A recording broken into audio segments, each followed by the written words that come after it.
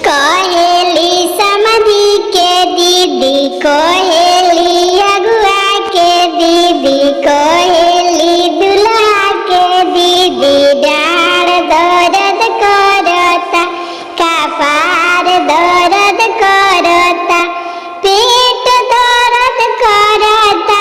कोठरिया में कोई डॉक्टर नइखे ना, गरिया में कोई डॉक्टर नइखे।